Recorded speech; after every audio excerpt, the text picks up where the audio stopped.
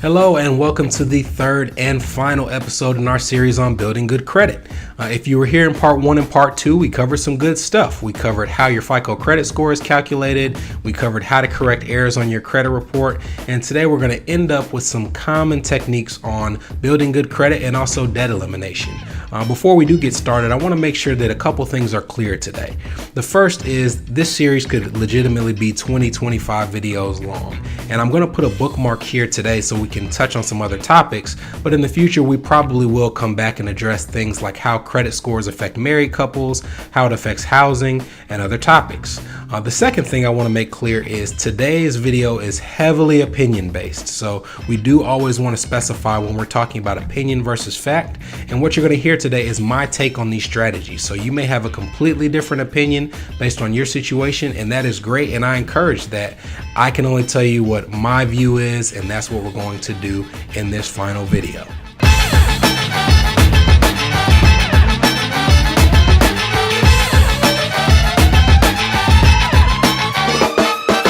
Many of you are familiar with the concept of a debt snowball, but those who aren't, let's explain it. One of the more common techniques is you line up your bills and debts from smallest debt to largest debt, and you find as much extra in your budget as you can, and you throw it in addition to the payment on your smallest debt. Then when that debt is paid off, you take that payment plus the extra and you put it on the next lowest debt, and so on and so forth until all your debt is gone. Those proponents and advocates of this technique, one of the biggest things that they say is they like it because the motivation that you get by paying off that smallest debt quickly gives you the drive, the gumption to keep going. And if that's how you feel, if that's what you need to keep going, you need that motivation of seeing your action and the effects that it has, then by all means, I encourage you to do it.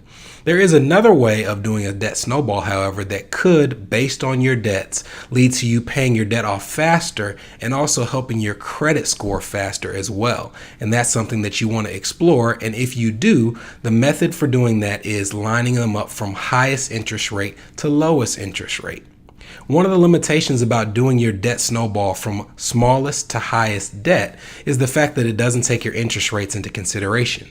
So for example, if your smallest debt is one of your lowest interest rates, maybe 5%, and your largest debt is one of your higher interest rates, say 10%, by you leaving the higher debt in terms of interest rates till the end, you're prolonging the snowball because you're having the highest interest accumulating on the back end of that snowball, and you also are putting yourself in a position where that is one of the easier bills to lose track of.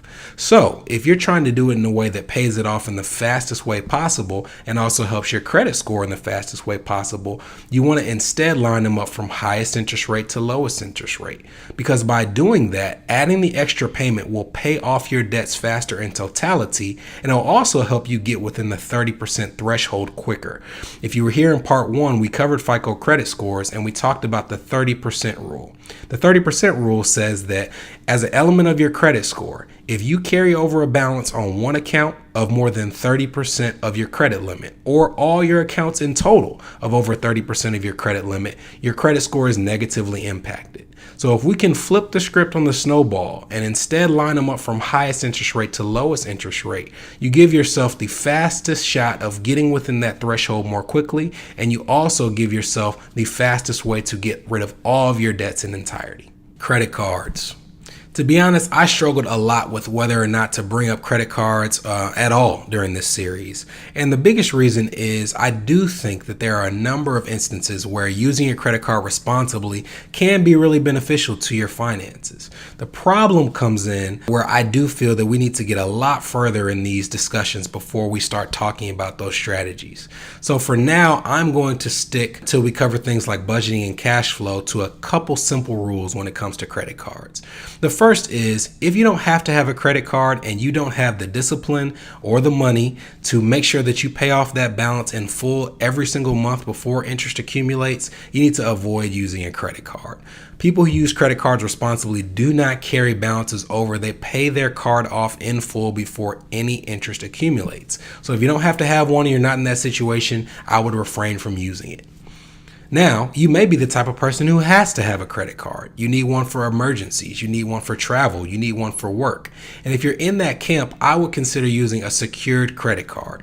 Now, what is a secured credit card? Well, essentially there are two different types of debt. There's unsecured debt and secured debt. Unsecured debt, and a lot of credit cards are unsecured debt, is debt that you don't give up collateral for, or essentially debt that you put on the line and don't have anything that could be seized if you don't pay. So because that is a much higher risk to the people who are issuing you the credit, they typically charge a higher interest rate. So since they don't have anything they can take from you, they're going to charge a high interest rate to compensate for the fact that you may decide not to pay. Secured credit cards and secured debt works differently. A car is an example of secured debt. You have a car loan and you have a set payment, you have a set interest rate, but if you choose to get to the point where you don't make those payments, eventually they can come take your car. So since you have something on the line that could be seized or could be withheld, that is a much lower risk to a credit issuer. So in turn, they typically give you a lower interest rate than they do with unsecured debt. What is a secured credit card? Well, just like your car, with a secured credit card, you put something on the line. So you put a deposit down for a secured credit card. And if you're a person with good credit, you may find that you put a $500 deposit down and you could be given a card with a $500 limit. Whereas if you have bad credit, you may have a card that has a $500 deposit, but you may only be given access to $300. Now, this does a couple things for you. Number one, if you have to use this card because of the scenario we mentioned, it does put you in a position where you can take access of the largest component of your credit score, and that is payment history. So if you're responsible enough to pay those payments off in full, you are building up a line of credit where you paying it responsibly allows you to benefit yourself in the largest component of your score. But more importantly, it allows you to put yourself in a situation where if you choose in the future to not use that card anymore, you can potentially get all or some, based on your credit, of your deposit back. So you use a card for a number of years, you choose that it's not the way for you to go forward with your finances. That's something that you can go back to that credit issuer and recover part of your deposit, and it puts you in a much better situation based on the credit that you're paying, based on your payment history, and based on the fact that you do have something that could be retrieved if need be. Again, this is not about you going out and establishing debt for the purposes of establishing debt. As I said, for today, for starting off in this first series, this still needs to be something you only do in case of emergencies or something that you're doing for a set work expense or travel expense. Next, we have credit card surfing and personal loans. If you're not familiar with credit card surfing, essentially, oftentimes credit card companies will give you an introductory offer, and they'll say for a period of time, there is 0% interest on this card. So what people with debts on other cards will do is they will take those debts, they'll transfer it to the new card, they'll use that introductory time period to pay down the debt as much as they can, and when that period ends, they'll move the debt to another card with the introductory offer, and so on and so forth until that debt is gone.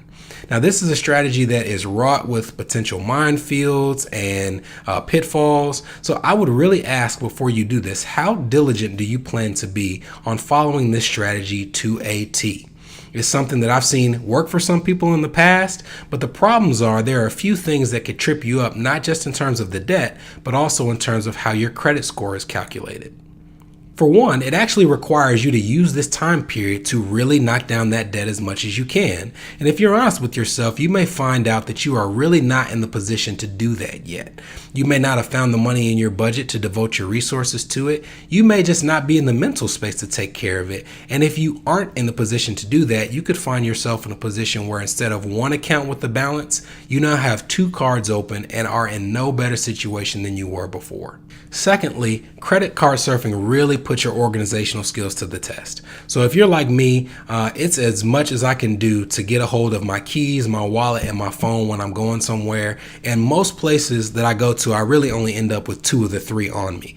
So me having a strategy where I'm required to keep up with a calendar that shows when I'm accumulating debt and when I'm not, when I need to have a card, when I need to transfer a card, that would never work for my lifestyle because it doesn't fit my habits. If it doesn't fit my habits, it's probably not sustainable. And if it's not sustainable, it's probably not the right fit for my financial plan, and it might not be the right fit for yours either. Third, in terms of your credit score, finding a credit card that will approve you is hard enough. Finding one that will approve you and take on debt from another card can also be difficult, and it might not happen. So if you're out there applying for new credit cards and you find one that will approve you or won't approve you, or will approve you but won't let you transfer the debt, you could be putting yourself in a situation where you're adversely affecting a number of different credit score components. First, you have to have a credit inquiry for all of those new cards. And if you remember, 10% of your score is new credit inquiries. The more people who are checking your credit in short order, the worse it is for this part of your score. And the worst thing could be if you have them checking your score and you don't get approved and don't even get the benefit of using that technique for debt elimination. Also, if you remember, 15% of your score is based on the age of your credit. And the age of your credit says that the older that credit is, the better. So even if you have cards that will open and allow you to transfer that debt, by you opening new ones and not taking advantage of them, it'd be one thing if you could use the debt elimination to help potentially improve your score. But if you don't, you've just made the average age of your credit lower, which adversely impacts that part of your score as well.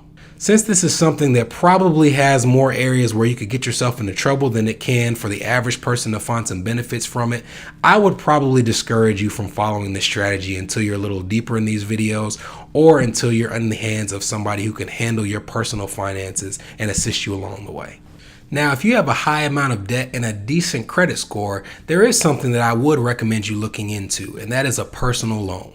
So banks and credit cards will often offer to customers with a decent or a high credit score a personal loan.